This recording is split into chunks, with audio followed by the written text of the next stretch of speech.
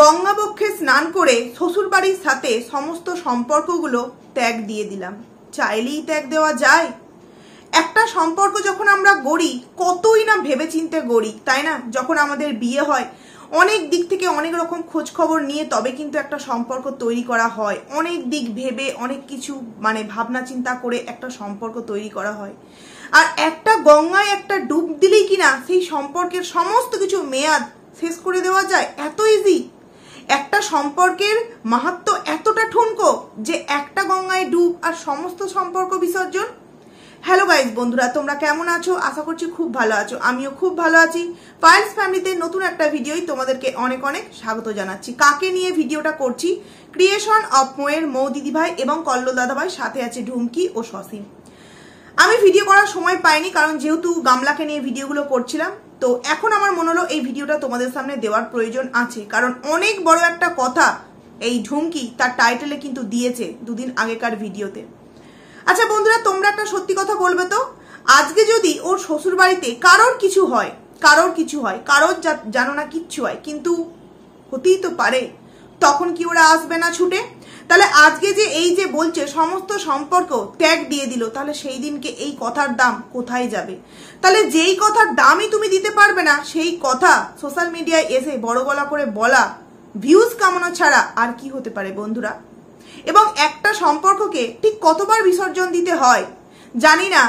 আমার নতুন ভিউয়ার্স না পুরনো ভিউয়ার্স তোমরা যারা ভিডিওটা দেখছো, তো যদি আমারও পুরনো ভিউয়ার্স হয়ে থাকো এবং ঢুমকিরও ভিডিও যদি দেখে থাকো, তাহলে আজ থেকে 1 বছর আগে যখন বড় মা এই ঢুমকিদের বাড়িতে গিয়েছিল, বড় মা বলতে এখানে আমি মৌ দিদিভাইয়ের শাশুড়ি মাকে বড় মাই বলি, তো যখন গিয়েছিল তখন কিন্তু একটা ওদের মধ্যে মনোমালিন্য সৃষ্টি হয়েছিল, প্রচন্ড ঝগড়া অশান্তি, অনেক অনেক কন্ট্রোভার্সি, অনেক কিছু ঘটনা সেই সময় ঘটে গিয়েছিল।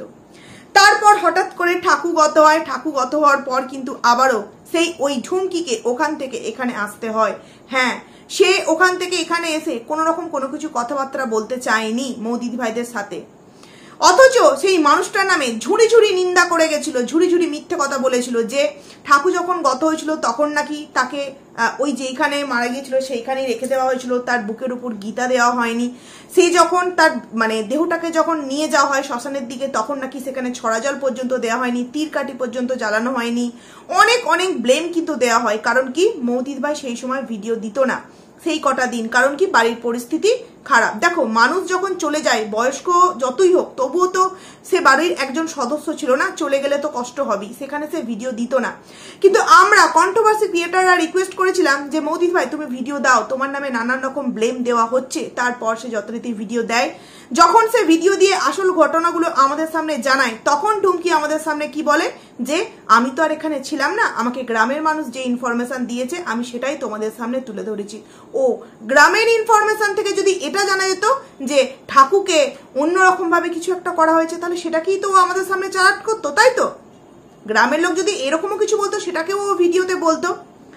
এছাড়াও ও কিন্তু ওখান থেকে আসার আগে একবার দক্ষিণেশ্বর গিয়েছিল এবং সেখানে গঙ্গাবক্ষে স্নান করে এসে বলেছিল শ্বশুর বাড়ির সাথে আমার সম্পর্ক, এ টাইটেলটা এরম দেয়নি, দিয়েছিল যে ত্যায্য বৌমা হলাম, এরম কিছু একটা টাইটেল দিয়েছিল। তখনও কিন্তু সমস্ত সম্পর্ক বিসর্জন দিয়েছিল। তাহলে সেই সম্পর্ক বিসর্জন দেওয়ার পরেও ঠাকুর কাজে কেন সে এলো? কেন আবারও নতুন করে ভিডিওর মধ্যে সমস্ত কিছু বলা হলো? এমনকি সেই কথাগুলো বলেছিল কিন্তু মৌ দিদিভাই বড় হয়েও কিন্তু বড় হয়নি, সে কিন্তু ছোট হয়ে বড় বোনের মতো দায়িত্ব পালন করেছিল। বলেছিল যা হয়েছে হয়েছে, সমস্ত কিছু আমাদের ঠিক হয়ে গেছে, তোমরা আর কেউ কিছু কন্ট্রোভার্সি করো না, আজ থেকে সমস্ত কিছু বন্ধ করো। আমরা কিন্তু বন্ধ করে দিয়েছিলাম, আমরা কেউ তাকে নিয়ে ভিডিও করতাম না। কিন্তু হঠাৎ করে আবার এই টাকা বিষয়টাকে নিয়ে আবারও যে একটা নানান রকম ঝামেলা সৃষ্টি হলো, তখন কিন্তু আবারও কন্ট্রোভার্সির মুখে পড়লো এই মৌ দিদিভাই এবং এই ঢুমকি। অ্যাকচুয়ালি ঢুমকিই তো কন্ট্রোভার্সিটা শুরু করলো, তাই না? দেখো, মৌ দিদিভাই লাইভ করেছে, তারপর সে ভিডিওতে যেটুকুনি বলার বলে দিয়েছে, তারপর কিন্তু সে তার নিজের লাইফ নিয়ে ব্যস্ত। কিন্তু ঢুমকি প্রতিদিনের ভিডিওতে একটু করে পিঞ্চ না মারলে তার পেটের ভাত হজম হচ্ছে না। তাহলে সেখান থেকে দাঁড়িয়ে কন্ট্রোভার্সি তো সে চাইছে, যারা বলবে যে ওর আইডি গ্রো করবার জন্য এই সমস্ত কিছু বলছে না। তাহলে প্রতিদিনের ভিডিওতে কেন? একদিন ভিডিও করো, সারা দিনে 10টা ভিডিও নামাও, যত খুশি মনের কথা আছে বলে দাও। প্রতিদিনের ডেলি ব্লগ ভিডিওতে কন্ট্রোভার্সি করার মতো যদি তোমাকে কন্টেন্ট দিতে হয়, তাহলে তুমি একটা কন্ট্রোভার্সি আইডি খোলো, না, তার এটা রক্তে রক্তে হয়ে গেছে যে প্রতি মুহূর্তে সে মৌকে পিঞ্চ মারবে, কারণ তার এক জায়গাতেই ঘোর আপত্তি আছে। আমি মা হয়েছি, তুই কেন মা হবি? তুই তো মা হবি না, এটাই তো আমি জানতাম, তাহলে তুই কেন এখন মা হবি? তুই যদি মা হস তাহলে আমার যে এই সন্তান নিয়ে গর্ব সেটা আমি কি করে দেখাবো? কারণ কি, ও অনেকাংশে এরকম বলেছে যে আমার তো আর পোষ্য নেই যে তাকে চেন দিয়ে বেঁধে রাখতে পারবো বা এই করব ওই করব। আমার মেয়ে আছে, তাকে স্কুল পাঠাতে হয়, স্নান করাতে হয়, খাওয়াতে হয়, পড়তে বসাতে হয়, অনেক কিছু ও কিন্তু বলেছে। যারা ভিডিও দেখোনি তারা আগেকার ভিডিওগুলো দেখে আসতে পারো, অনেক কিছু বুঝতে পারবে। আচ্ছা, ঢুমকি তো সমস্ত সম্পর্ক বিসর্জন দিয়ে দিল। তার হাজবেন্ড সসীম কেন সম্পর্ক বিসর্জন দিল না? সে কি বলল যে আমি সম্পর্ক বিসর্জন দিতে পারবো না, কারণ আমার তো রক্তের সম্পর্ক, আমি চাইলেও সেগুলোকে বিসর্জন দিতে পারি না, আমি সবার পাশে সবসময় অ্যাভেলেবেল আছি। আচ্ছা বন্ধুরা, রক্তের সম্পর্কের সাথে অ্যাভেলেবেল কথাটা কি যায়?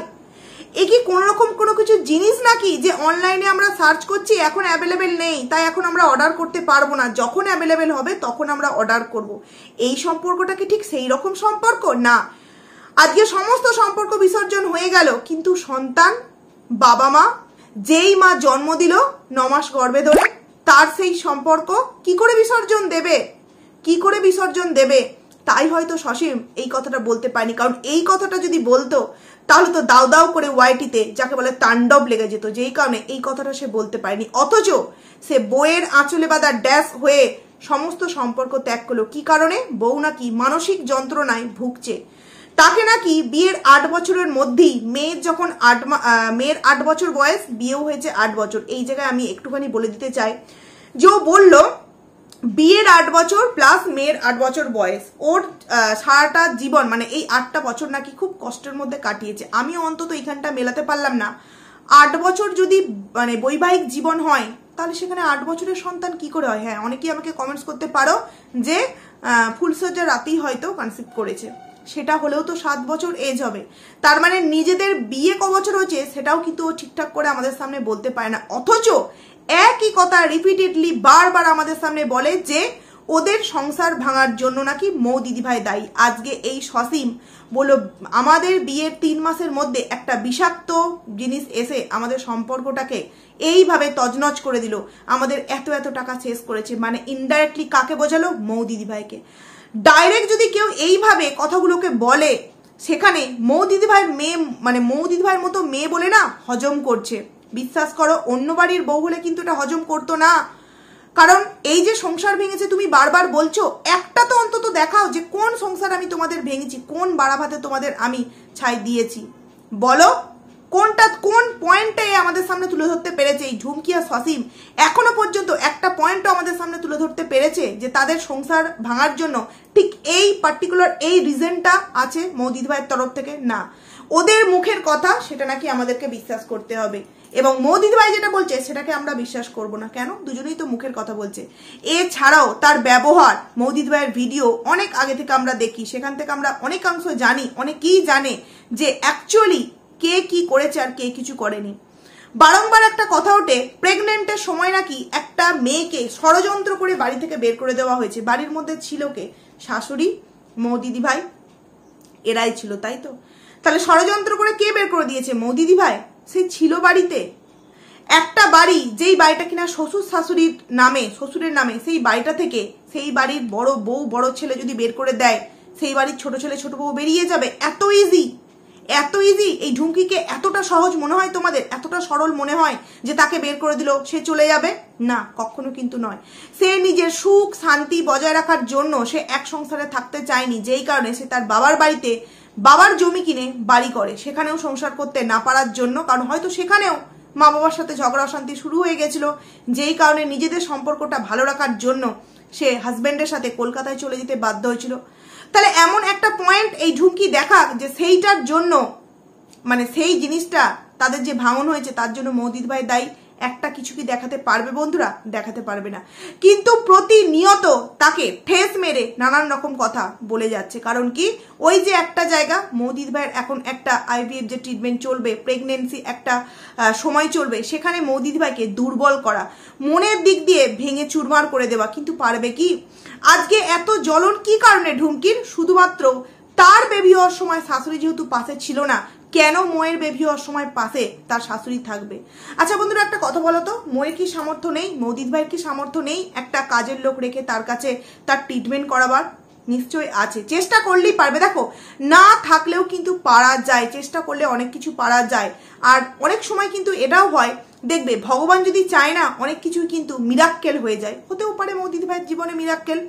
তো সেখানে আজকে যদি বড় মাকে না যেতে দেওয়াও হয়, তাহলে কি মৌদিত ভাইয়ের বেবি হবে না? তার কপালে লেখা আছে তার ঘরে ছোট্ট ফুটফুটে একটা বেবি 1 থেকে 1.5 বছর বা 2 বছরের মধ্যে আসতে চলেছে। সেখানে কে তাকে ঠেকায়? কিন্তু দেখো, ঢুমকি সে নাকি অনেক ভালো একজন মেয়ে, সে নাকি সবার জন্য করে গেছে। অথচ আজকে তার আনন্দ হওয়া উচিত যে আমাদের বাড়িতে আরো একজন বাচ্চা সদস্য আসতে চলেছে, তার জন্য ট্রিটমেন্ট করাতে যাচ্ছে তার বড় যা। অথচ সেই রাস্তায় সে কাঁটা হয়ে বারবার দাঁড়াতে চাইছে, তার পায়ে বিঁধতে চাইছে যাতে সে টলমল হয়ে পড়ে যায় এবং সে যে কাজে বেরোতে যাচ্ছে সেটা সে সাকসেসফুলি না করে আসতে পারে। তাহলে ভাবো তো বন্ধুরা, মনে কতটা তিক্ততা থাকলে, মনে কতটা বদমাইশিপনা থাকলে এই রকম করতে পারে। আচ্ছা, এই যে ঝামেলা হয়ে গেছে তো, মিটে গেছে তো, এন্ড হয়ে গেছে তো, পয়সা নিয়ে এসেছিল, পয়সা ফেরত দিয়ে দিয়েছে, ভিডিও করে বলে দিয়েছে, ব্যাস মিটে গেছে। কিন্তু না বন্ধুরা, গঙ্গা বক্ষে স্নান করতে গিয়ে বিসর্জন দিচ্ছে, বাড়িতে এসেও সেটা নিয়ে পিঞ্চ মারা হচ্ছে, এটা ওটা সেটা সবেতে কিন্তু পিঞ্চ মারা হচ্ছে। তাহলে সেই দিক দিয়ে দেখতে গেলে কি বলা চলে এদেরকে, মানে এই ঢুমকিকে কি বলা চলে? অনেকে বলে এই ঢুমকি নাকি মানে মেন্টাল দিক দিয়ে একটুখানি প্রবলেম আছে। অ্যাকচুয়ালি প্রবলেম নেই, ও যেটা বলে ওর হাজবেন্ড সেটা করে। সব বাড়িতে কি এটা হয় বন্ধুরা? এই যে সোশ্যাল মিডিয়ায় এসে তার হাজবেন্ড আজকে এত বড় বড় কথাগুলো যে বললো, কোথাও কি একবারও ভাবলো না যে তারও কিন্তু একটা সন্তান আছে, তারও কিন্তু শ্বশুর বাড়ি হবে? আজকে আমি যে কথাগুলো বলছি, আজকে আমি যে কথাগুলো আমার ভিডিওর মধ্যে রেখে দিচ্ছি সারা জীবনের জন্য, রিপিটেডলি তো সেই ঘটনাগুলো হয়তো তার সন্তানের সাথেও হতে পারে, না হোক তার সন্তান সুখের একটা শ্বশুর বাড়ি পাক। কিন্তু বলতেই তো পারে, যেখানে তোমার মা ঘর করেনি, যেখানে তোমার বাবা তোমার মাকে এইরকম, তোমার ঠাকুমাকে নিয়ে এইরকম কথাবার্তা বলেছে, সেখানে তুমি আবার কত ভালো মেয়ে হবে?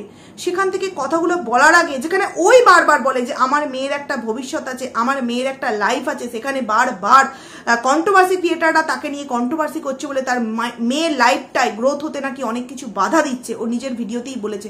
তাহলে এই কথাগুলো বলার আগে ভাবে না যে আজকে আমি এই যে গঙ্গাভোগকে গিয়ে শ্বশুরবাড়ির সম্পর্ক বিসর্জন দিচ্ছি, আমার মেয়ে যখন শ্বশুর ঘরে যাবে, যদি খটিমটি মানে ছোটখাটো কোনো অশান্তি হয়, তাকে তো বলবি যে ওই বাড়ির তো মেয়ে, মা বাবা ঠাকুমা বেঁচে থাকতে, ঠাকুমার বাড়ির সমস্ত কিছু বজায় থাকতে বলেছে, শ্বশুর বাড়ির সাথে সমস্ত সম্পর্ক গঙ্গা স্নান করে বিসর্জন দিয়েছে, সেই বাড়ির তো মেয়ে, কত আর ভালো হবে? তাহলে বলো তো, শুধু কি কন্ট্রোভার্সি ক্রিয়েটাররা তার মেয়ের গ্রোথে বাধা হয়ে দাঁড়াচ্ছে? না, বাবা মা হিসেবেই যেটা করছে সেটা কিন্তু একটা সন্তানের জন্য কিন্তু ওরা ভালো করছে না। ওটা ওরা রিয়েলাইজই করতে পারছে না, শুধু হিংসার বশবর্তী হয়ে দিনের পর দিন নিজের ভিডিওতে নানান রকম উল্টো সিধা কথা বলে যাচ্ছে। আজকে যদি বড় মা নাই যায় মৌদিত ভাইয়ের সাথে, তার কি বেবি হবে না? তার কপালে এখানে লেখা থাকলে নিশ্চয়ই সে একটা ফুটফুটে সন্তান নিয়ে বাড়ি আসবে। তখন কি হবে? আজকে মৌদিত ভাইয়ের বাবাকে টানা হয়েছে, মৌদিত ভাইয়ের মাকে টানা হয়েছে, মৌদিত ভাইয়ের যেই জায়গায় জন্মেছে বাংলাদেশ তাকে টানা হয়েছে। তার বিপরীতে গিয়ে মৌদিত ভাই একবারও তার বাবা মাকে অসম্মান করে কথা বলেছে? নাকি তার যেই জায়গায় বাড়ি, তার সেই জন্মস্থানকে কথা নিয়ে কিছু বলেছে? বলেনি। এটাই হচ্ছে মৌদিত ভাইয়ের বাবা মার শিক্ষা। অন্যান্য মেয়েরা হলে কিন্তু অন্য সবকিছু মেনে নেয়, কিন্তু বাবা মা নিয়ে যখন কেউ কিছু বলে না, তখন কিন্তু কেউ হজম করে না। কিন্তু এখানে মৌদিত ভাই সেগুলোও হজম করেছে। কারণ কি, তাকে হয়তো সে নিজেকে বুঝিয়েছে এবং তার বাবা মাও বুঝিয়েছে যে বাদ দে না এই সমস্ত কথা, তুই যে জিনিসটার জন্য এখন একটা রাস্তায় নামছিস সেইটা আগে তুই সাকসেসফুল হো, কে কি বলছে তাতে তুই মাথা গরম করিস না। মেইন যে জায়গাটা সেটা হচ্ছে যে বাচ্চার যে জায়গাটা মৌদিত ভাই এগোতে চাইছে, সেই এগোনোর জায়গায় কিন্তু এই ঢুমকি বাধা হয়ে দাঁড়াচ্ছে। এছাড়া এই ঢুমকির হাজবেন্ড মানে সসীম বারবার বলে যে এই মেয়েটা শ্বশুরবাড়ির জন্য কত কিছুই না করে গেছে, নিরীহ একজন মেয়ে, তার ওয়াইফ, অথচ তার পরিবর্তে এই ঝুমকি নাকি শুধুমাত্র বদনাম পেয়েছে। আচ্ছা, কি করেছে? রিসেন্টলি লক্ষ্মীর ভান্ডার, দেখো এক দিদিভাই কিন্তু সে কিন্তু নিজেই কমেন্ট সেকশনে জানিয়েছিল, যে আমার কমেন্ট সেকশনে না, গীতা আন্টির কমেন্ট সেকশনে জানিয়েছিল, তেহেরা না তাহেরা দিদিভাই যাই হোক হবে, নামটা আমার মনে পড়ছে না, যে লক্ষ্মীর ভান্ডারের জন্য সেই কিন্তু সমস্ত ফর্ম ফিল আপ করে জমা দিয়েছিল। এবং যারা করেছো তারা হয়তো জানবে, যে কোনো বই করতে গেলেই কিন্তু অ্যাকাউন্ট খুলতে গেলে সেই বইয়ের মানে প্রথম পেজের জেরক্স কিন্তু চায়, অ্যাকাউন্ট না, ওই যে কোনো কিছু এরকম ফেসিলিটি পেতে গেলে মানে বই যে থাকে ব্যাংকের তার প্রথম পেজের কিন্তু জেরক্সটা চায়। তাহলে সেটা না পেলে ও কি করে করলো? ওর কাছে তো বইটা ছিল না ব্যাংকের বই, তাহলে ও কি করে করলো? কারণ ও তো করেইনি, করেছে কিন্তু এই দিদিভাই যার নাম বললাম সে করেছে। সে নিজে বলেওছে যে বড় মা এবং আরো দুজন কার্ড, তার মা এবং পাশের বাড়ির আরেকজনের একসাথে 3 জন কার্ড জমা দেয় এবং একসাথেই কিন্তু 3 জন কার্ড টাকা ঢুকতে আরম্ভ করে। তাহলে কি করে ও কোন দায়িত্ব কর্তব্য পালন করেছে? এই যেই দিনকে গেল টাকাটা ফেরত দিতে, সেই দিন যদি মনে করতো আচ্ছা শাশুড়ির হাতে টাকা ফেরত দিয়েছে বাদ দাও, কাকা শ্বশুর তো ছিল তার জন্য কিছু নিয়ে গেছে না। দেখো শ্বশুর বাড়ির সাথে সম্পর্ক ও নিজে থেকেই শেষ করে দিচ্ছে, শুধু মুখে মুখে বড় বড় কথা। বাপের বাড়ির দিকে সম্পর্কগুলো কিভাবে বজায় রাখতে হয় ও কিন্তু খুব ভালো করেই জানে এবং সেটা দেখাচ্ছে, কারণ তার হাজবেন্ড তাকে সাথ দিচ্ছে সেই মানে কাজগুলো করতে। কে মারা গেছে তাদের বাড়িতে ফলমূল দিয়েছে, খুব ভালো করেছে, কিন্তু তার সাথে সাথে বাড়িতে যে কাকা শ্বশুর আছে, শাশুড়ি আছে, তার জন্যও তো কিছু নিয়ে যেতে পারতো, নিয়ে গেছে কি বন্ধুরা? এই যে একটা বছর ঠাকুর গত হয়েছে, তারপর বড় মা এখানে আছেন মৌদিদিভাইদের পাশে, 1 মাস বা 2 মাস অন্তর কি একটু মানে হাত খরচা পাঠিয়েছে? 500,000 টাকা পাঠায়নি। তাহলে কোন দায়িত্ব কর্তব্য পালন করেছে বলতো? কোন দায়িত্ব কর্তব্য পালন করেছে এই ঢুমকি আর সসীম? আরো একটা কথা না বললে নয়, বারবার এই ঢুমকি আর সসীম বলে যে তার সন্তান হওয়ার সময় কোনো দায়িত্ব কর্তব্য পালন করেনি, কেন তারা তার শাশুড়ির প্রতি কোনো দায়িত্ব কর্তব্য পালন করে? একটা কথা বলো তো বন্ধুরা, একটা সন্তান যখন জন্ম নেয়, প্রতিটা বাবা মা কিন্তু বড়লোক হাইফাই হয় না, গরিব ঘরেরও হয়। মা নিজে না খেয়ে সন্তানটার মুখে কিন্তু খাবারটা তুলে দেয়। তাহলে সেই সন্তান বড় হয়ে মায়ের চিকিৎসার জন্য, আমার সন্তান হওয়ার সময় তো মা দেখেনি, তাহলে মায়ের চিকিৎসার টাকা আমি কেন দেবো? এই প্রশ্নটা সেই সন্তানের মনে কেন আসবে? কেন আসবে একবার ভেবে বলো তো বন্ধুরা। যখন সসীমকে জন্ম দিয়েছিল এই মৌদিদিভাইয়ের শাশুড়ি মা মানে বড় মা, সে তখন অনেক মানে তার পরবর্তী সময় গিয়ে কিন্তু শুনেছি যে তিনি বাইরে কাজ করতেন। তাহলে সেই সময় তাদের অবস্থা ঠিক কতটা খারাপ ছিল, কিন্তু মানুষ তো করেছে না, যা হোক করে খাইয়েছে পড়িয়েছে, যা হোক করে তাকে বড় করেছে। তাহলে হয়তো দেখতে গেলে দেখা যাবে মা আধপেটা খেয়েছিল, হয়তো মানে না খেয়েই ছিল, অথচ সন্তানকে খাইয়েছে। তাহলে সেই সন্তান বড় হয়ে নিজে যখন একটা ভালো মানে জায়গায় দাঁড়িয়েছে, একটা ভালো চাকরি করছে, ভালো টাকা মাইনে পাচ্ছে, তখন সেই টাকার কিছু অংশ কেন মায়ের শরীর খারাপের সময় দিতে গেলে কেন সেইখানে প্রশ্নটা বাধা হয়ে দাঁড়াবে যে আমার সন্তান হওয়ার সময় তো মা কিছু করেনি, তাহলে মায়ের শরীর খারাপ হলে কেন আমি দায়িত্ব কর্তব্য পালন করব? হ্যাঁ, এটা সেই বৌমাটা বলেছে, কিন্তু তাতে সাপোর্ট তো করেছে তার হাজবেন্ড। তখন কিন্তু তার হাজবেন্ডের বোঝানো উচিত যে না, আমার মা আমাকে খাইয়েছে পড়িয়েছে, সেই জায়গায় মা তোমার যখন বেবি হয়েছিল সেই সময় পাশে থাকতে পারিনি বলে আমি এটা কখনোই তুলনা দিতে পারি না যে তোমার মানে আমাদের বেবি হওয়ার সময় মা পাশে ছিল না মানে মায়ের আমি কোনো দায়িত্ব কর্তব্য পালন করব না। মায়ের জন্মের যে ঋণ সেটা কোনোদিনও শোধ করতে পারবে? কোনোদিনও পারবে বন্ধুরা? অনেক ক্ষেত্রেই দেখা যায় যে এরকম হয় যে এক বয়সের সময় দায়িত্ব কর্তব্য পালন করে আর এক বয়সের সময় দায়িত্ব কর্তব্য পালন করে না, শরীর হয়তো সাথ দেয় না বা ইচ্ছা করেও করে না। তা বলে যে সেই সন্তান এরকম বলবে, সত্যিই ভাবা যায় না, সত্যি ভাবা যায় না। সেটা আবার এরকম সোশ্যাল মিডিয়ায় এসে নাক লজ্জা ঘৃণা কোনো কিচ্ছু নেই এই সসীমের মধ্যে। মানে আজকের ভিডিও দেখলাম, গঙ্গা স্নান যখন করতে গেল, যেদিনকে গেল, সকালবেলা বইয়ের পেছনে পেছনে ক্যামেরা ধরলো, ভয়েস দিল, তারপর খেলো, অফিস চলে গেল। মানে বউ যা বলছে বউয়ের কথায় উঠছে বসছে। দেখো অবশ্যই একটা ছেলে যখন একটা মেয়েকে বিয়ে করে নিয়ে যায় তার দিকটাও দেখতে হয়, তার দিকটাও ভাবতে হয়, কিন্তু সেই জিনিসটা যখন একটা এক্সট্রিম লেভেলে চলে যায় তখন কিন্তু সেই বিষয়টাকেও একটা মানে জায়গা অনুযায়ী আনা উচিত।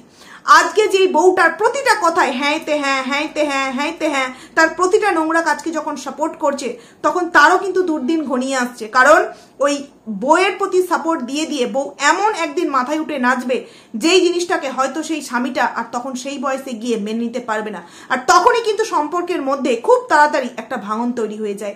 আজকে সসীম বলল যে আমার সাথে সম্পর্ক শেষ করতে চাইছিল, আমার সাথে ডিভোর্স দিতে চাইছিল, কিন্তু আমি বলেছি যে আমাদের মধ্যে তো কোনো ঝামেলা অশান্তি নেই, তাহলে কেন তুমি শুধুমাত্র আমার পরিবারের জন্য আমাদের সাথে সম্পর্কটাকে শেষ করবে? যেই কারণে আমরা ডিসিশন নিয়েছি যে আমার সাথে সম্পর্ক বজায় থাকবে, শ্বশুর বাড়ির সাথে সমস্ত সম্পর্ক ঢুমকি বিসর্জন দেবে। তো কি হয়েছে সবাই জানবে যে কল্লোল দাদাভাইয়ের ভাই এই সসীম, সবাই জানবে এই সসীমের দাদা কল্লোল দাদা ভাই, এই বড় মার সন্তান এই সসীম, সবাই জানবে। অ্যাভেলেবেল অ্যাভেলেবেলের সম্পর্ক কি বন্ধুরা? আমি তো অন্তত বুঝতে পারলাম না। দাদার সাথে ভাইয়ের অ্যাভেলেবেল সম্পর্ক, মায়ের সাথে ছেলের অ্যাভেলেবেল সম্পর্ক, হ্যাঁ, নিজের বাড়ির সাথে একটা সন্তানের অ্যাভেলেবেল সম্পর্ক কি না? তার বউয়ের সাথে তার বউয়ের প্রেগনেন্সির সময় নাকি কেউ পাশে ছিল না। ভেবে দেখো তো, শুধু একটা বিষয়ের সঙ্গে তুলনা করে ও কত বড় নোংরামো কথা এই ওপেন প্ল্যাটফর্মে এসে বলছে, যেখানে কিনা ওর স্টাফ, ওর রিলেটিভ, ওর ফ্রেন্ড, সমস্ত মানুষেরা এই কথাগুলো তার শুনছে। এবং আরো একটা জিনিস যেটা না বললেই নয় বন্ধুরা, খুবই একটা নোংরা বিষয়। এখন তো মনে হচ্ছে এই সসিমই হচ্ছে আসল মাস্টারমাইন্ড প্ল্যানার। কারণ কি, এর বউকে ওপেন ক্যামেরায় জাস্ট বিক্রি করছে। যখন গঙ্গা স্নান করতে গেল, ঠিক আছে, গঙ্গা স্নান গঙ্গা স্নান করলো, তারপরে ঠাকুর নমস্কার করলো, দূর থেকে ক্যামেরাটা করছিল, তবুও ঠিক ছিল। কিন্তু যখন ঢুমকি সিঁড়ি দিয়ে উঠে যাচ্ছিল, সসিম একদম কাছ থেকে ক্যামেরাটাকে ফোকাস করে ভিডিওটা নিল। সেই সময় ব্যাক সাইডটা ঢুমকির কিরকম লাগছিল আশা করছি তোমরা বুঝতে পেরেছো। পুরোপুরি ভিতরের যে অন্তর্বাস পুরোটা দেখা যাচ্ছিল, বোঝা যাচ্ছিল এবং খুবই দৃষ্টিকটু লাগছিল। সেই জায়গাটুকুনি কি ক্যাপচার না করলেই নয়? সেই জায়গাটুকুনি কি ভিডিওর মধ্যে এডিট করে দিলে খুব কিছু খারাপ হয়ে যেত বন্ধুরা? তাহলে একটা ছেলে, তার ওয়াইফ তাকে পুরোপুরি বিক্রি করছে ভরা বাজারে, সোশ্যাল মিডিয়ায়, যেখানে এরকমটা আমরা অনেক কি বলবো, এমন আইডি আছি, তাদের আইডিতে এই সমস্ত কিছুই দেখানো হয় ডেলি। মানে তারা এই ঝুমা পাগলি টাগলি আছে না, তাদের আইডিগুলোতেই দেখা হয়। তো সেখান থেকে দাঁড়িয়ে এর মানে চিন্তা ভাবনাটা কতটা নিচু লেভেলের একবার ভেবে দেখো, যে ওই জায়গাটুকুনিও ক্যামেরা করে আমাদের সামনে দেখাতে হচ্ছে। এবং আরো একটা কথা, এই যে বললো বিয়ের 3 মাসের মধ্যেই ওদের 3 মাস ভালো ছিল, তারপর ঝগড়া অশান্তি শুরু হয়। আচ্ছা, 3 মাসের মধ্যে তখন মৌ আসেনি বিয়ে হয়ে তাদের বাড়িতে, কল্লোল দাদাভাই কাজ করতো বাইরে, দিল্লিতে কাজ করতো, ভালো মাইনেও পেত। তাহলে সেই জায়গায় সেই টাকাগুলো এনে সংসারে ঢালতো, তাই সংসারটা তখন ভালো ছিল। যখন বিয়ের 3 মাসের পর, ঢুমকিদের বিয়ের 3 মাসের পর যখন কল্লোল দাদাভাইরা বিয়ে করে, তখন মৌ দিদিভাই আসে, স্বামীর টাকার হিসাব নিকাশ কিন্তু প্রত্যেকটা বউ কিন্তু নেয়, তাই না? তখনই হয়তো এরা আর সেই বিষয়টাকে মেনে নিতে পারলো না এবং মৌ দিদিভাই হয়ে গেল তাদের চোখের মনির মধ্যে সব থেকে বড় একটা বীজ। যে ওই যে বললো বিষাক্ত একজন এসে যে এবার তো টাকা পয়সার হিসাব নেওয়া হচ্ছে, সমস্ত কিছু একটা লেভেল অনুযায়ী চলছে, তখনই কিন্তু সেই জিনিস পারলো না, শুরু হলো ঝগড়া অশান্তি। তাহলে বন্ধুরা ভাবো তো এর ভাবনাটা কতটা নিচ। তো যাই হোক বন্ধুরা, ভিডিওটা আমার অনেকটা বড় হয়ে গেল। একটাই কথা বলবো মৌ দিদিভাইকে, যে তুমি সবার কাছে জিজ্ঞাসা করেছিলে শাশুড়ি মাকে নিয়ে যাওয়ার জন্য, সবাই তোমাকে সাপোর্ট করেছে যে হ্যাঁ নিয়ে যাও, কেন নি, তাই তুমি তোমার সাথে তোমার শাশুড়ি মাকে নিয়ে যাবে। তাতে অন্তত এইটুখানি তোমার মনে হবে, কেউ পাশে থাকুক না থাকুক, কিন্তু তোমার শ্বশুরবাড়ির আসল যে মানুষটা সে কিন্তু তোমার পাশে আছে। তো যাই হোক, চলো বন্ধুরা, ভিডিওটাকে এখানেই এন্ড করছি। খুব তাড়াতাড়ি আবারও তোমাদের জন্য নতুন একটা ভিডিও নিয়ে আসতে চলেছি। ততক্ষণের জন্য তোমরা কিন্তু খুব ভালো থেকো। তো চলো।